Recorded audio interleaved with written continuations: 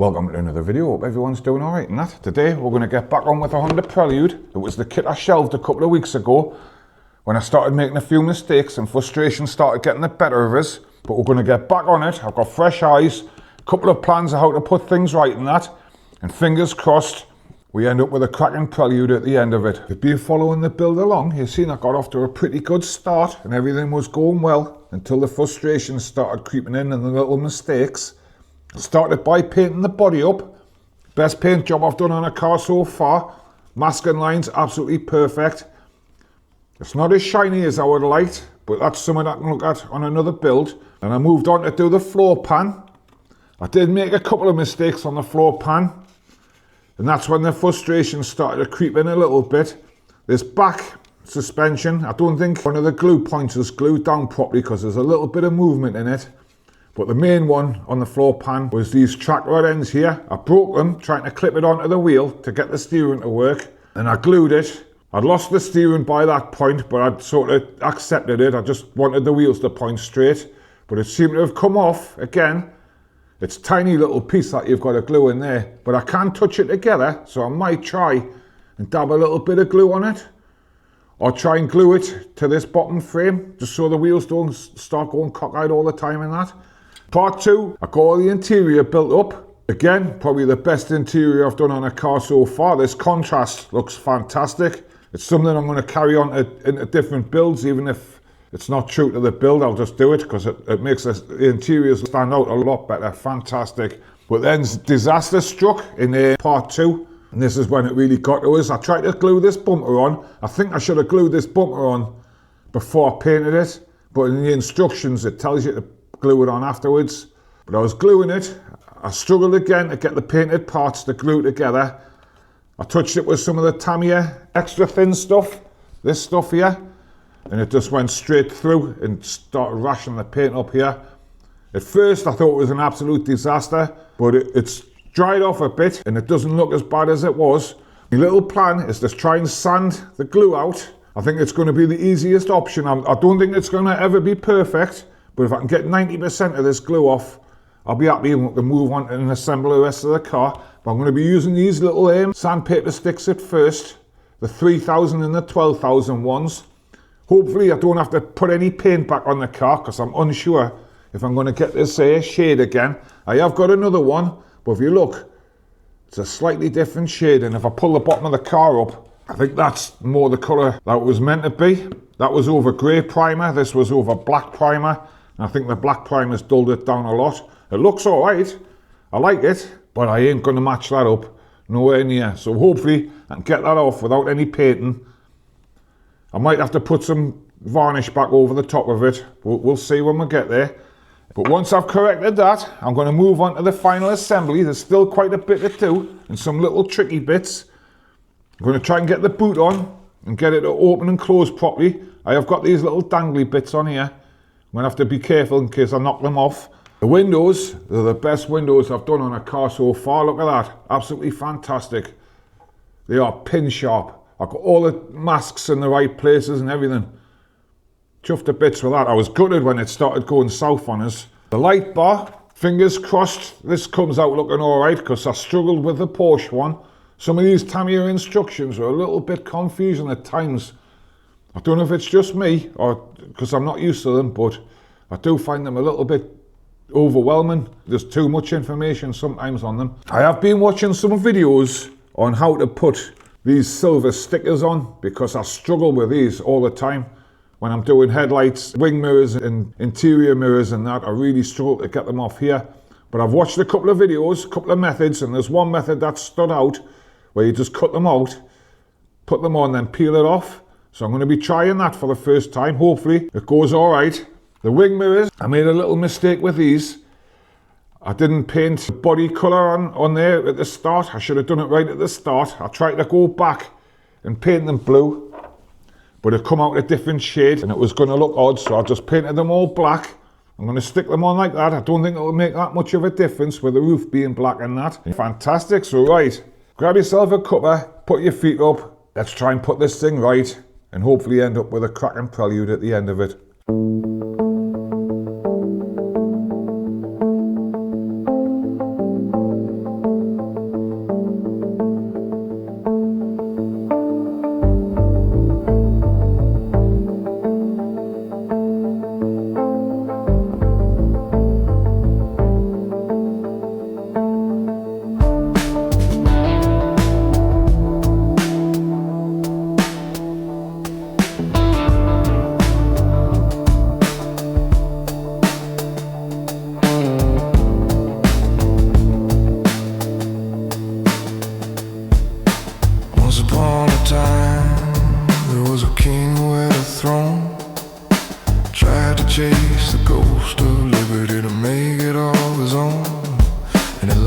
about his lineage, and he lied about his name, and his crown was just a costume, but he wore it all the same.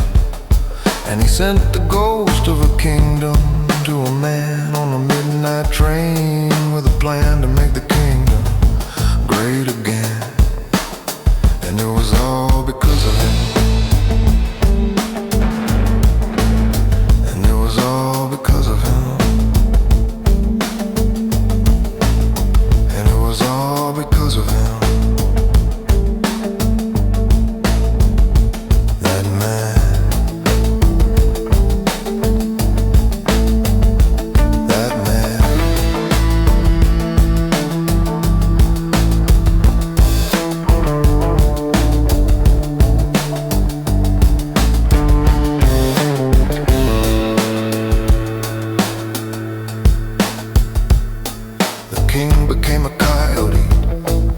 Fox who came to pray.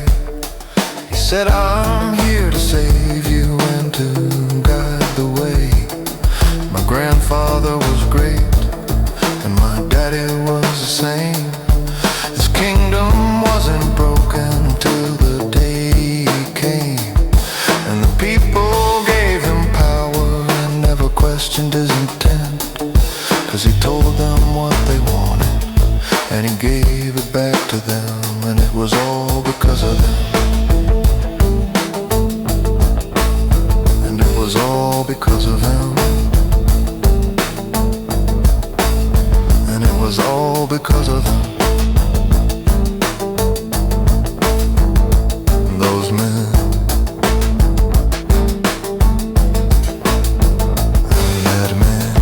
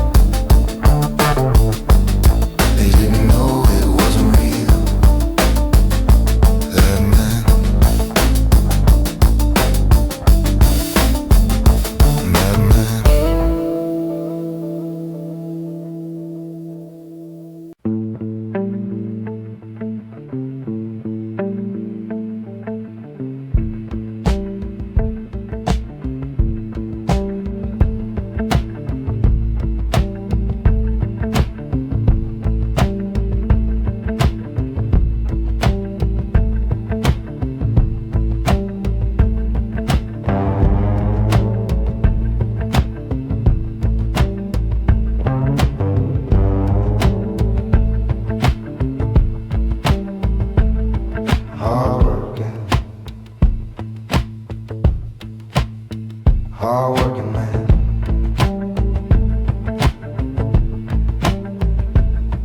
Hard-working. Hard-working man.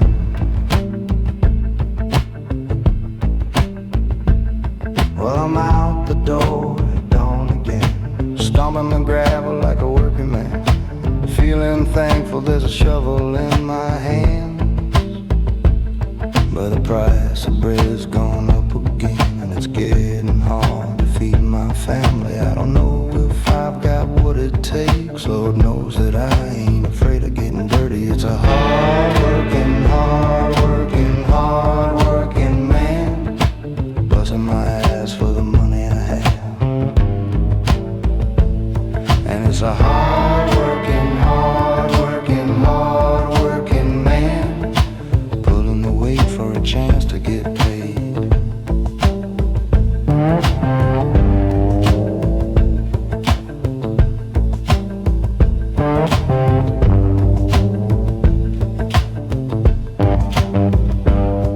Then I come home in the dead of night, all of my babies round the TV light, watching the news about how the world's gone to hell. And I'll never get political, but I don't trust them up in Washington with all of their scandals and their sleazy affairs.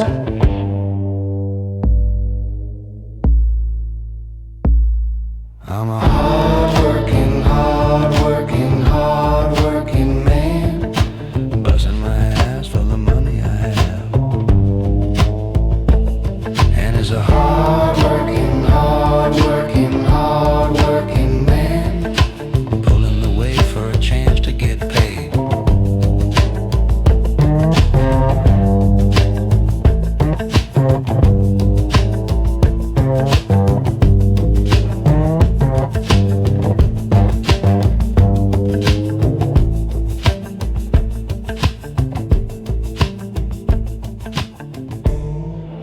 Right, I think I'm going to leave this one here because I don't think I can take any more. An absolute disaster. I think I've just experienced every model maker's worst nightmare. I'm absolutely gutted. The car is a complete write-off. It's looking pretty sorry for itself, but it's in a lot better shape than what it was 10 minutes ago. What can I say?